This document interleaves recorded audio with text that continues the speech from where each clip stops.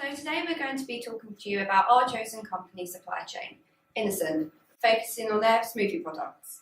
Formed back in 1999 when three entrepreneurs made a stand at a music festival, the company has faced many challenges over the years, but have formed to become a successful business that sells smoothies, coconut water, juices, with the sole aim of making natural, delicious drinks to help people across the globe live a healthy and happy life.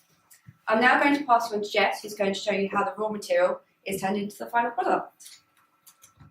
Okay, so starting upstream, the fruit they buy from across the globe takes on average 18 months to grow and is purchased in tons from places such as Egypt, Morocco and Spain. Where they purchase their fruit from depends on the season and where they can get the highest quality fruit from their smoothies. Therefore, their fruit suppliers varies throughout the year. The fruit is then taken to a processing unit before it is shipped to Holland before being blended and trucked to a packaging unit in Wales and Somerset. Wales and Somerset are some of the closest locations to the rest of the supply chain in the UK and so therefore minimises transportation by truck. After this, it is transported by truck to a warehouse before being taken by a truck to a depot. Reaching downstream, the smoothies are finally transported to various shops such as cafes and supermarkets across the UK before being placed on the shelves. I will now pass you over to Georgia and Rachel to talk to you about sourcing. Okay, so when sourcing raw materials, Innocent prides itself on sourcing from three main geographical areas, including continental Europe, the United Kingdom and the tropics. And they source a variety of seasonal fruits, including mangoes from India, strawberries from Poland and pineapples from Costa Rica. They then source this fruit either as whole, crushed or squeezed and store it in freezers and chillers until it's ready for production. When sourcing their suppliers, Innocent follows a no-one-size-fits-all approach and actively makes an effort to source from suppliers that look after their workers and the environment they produce their goods on. More recently as well, Innocent has been trying to integrate their supply chain by involving their suppliers upstream in decisions regarding production and manufacturing further downstream, therefore creating a more efficient supply chain overall. They source mainly from continental Europe and the tropics, primarily because the fruit grown in the UK doesn't have the right taste characteristics that Innocent looks for when making their smoothies.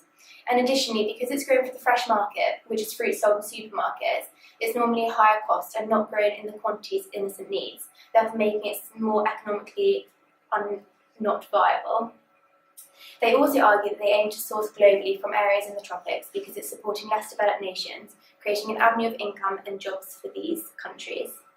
I'm now going to pass you over to Georgia, who's going to talk about sourcing of the product components.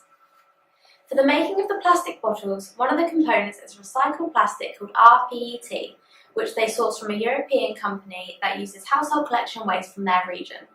This currently accounts for 50% of the material used in these bottles, which is very positive. Then, for the making of their cardboard cartons, their wood fibre used is Forest Stewardship Council certified. This means it's been sourced from sustainably managed forests and other responsible sources. Innocent cannot be specific about where they get their components from due to competition and other factors. However, the information provided is important as it shows how sustainable their components are. The way they've managed their materials and what goes into each container has fluctuated over the years, from 25% rPET to 100% in 2007. Then down to 35% in 2011 as the 100% caused issues.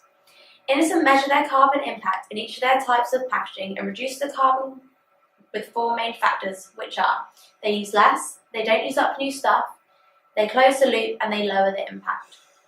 When the suggestion first came up to move from plastic to cardboard, Innocent didn't think it would work. However, the new format has 40% less carbon emissions overall, meaning they save 270 tonnes per year, which is great. When they moved to 100% rPET materials for their plastic bottles in 2007, it didn't work as it was not aesthetically pleasing for customers. Therefore, the use of this component fell to 35% in 2011. Black specks are common in recycled plastics and discoloration is also an issue. rPET can only be reused up to 10 times, otherwise they form these black specks. If this happens, it can cause issues as the consumers may believe the bottles are unclean. Therefore, Innocent have to use other sources of plastic to ensure that they're the same good quality throughout the supply chain. I'm now going to pass you on to Dan to talk about the use of technology throughout the supply chain. For Innocent, perishability is a major issue. Huge costs can be incurred if massive stock goes to waste. In Innocent supply chain, fruit has to be ordered up to 18 months in advance, and many of their products have a month's shelf life. The importance of having a solid system to forecast demand is key to not having massive waste. In 2008, Innocent implemented a single forecasting system to help increase efficiency during the upscaling of their supply chain. Focusing on the financial level, Innocent created a daily forecast using the Oracle Retail Demand Forecasting System, a system which highlights potential problem situations that require intervention or opportunities that can be pursued proactively. The implementation of this system has allowed Innocent to operate their production process with as little as 1% waste, well below the industry standard. I'm now going to pass you on to Charlotte, who's going to talk to you about the key challenges. So, preserving the fresh fruit and veg without using artificial preservatives that goes against the USP. Due to the constant changes of the weather, they need to follow the seasons. Also, key issues here include sourcing of appropriate labour, sourcing of appropriate equipment, and having processes that can cope with the demand. As fruit for each smoothie is sourced from across the world, the time between the harvesting of fruit and producing the smoothie can vary between weeks and months.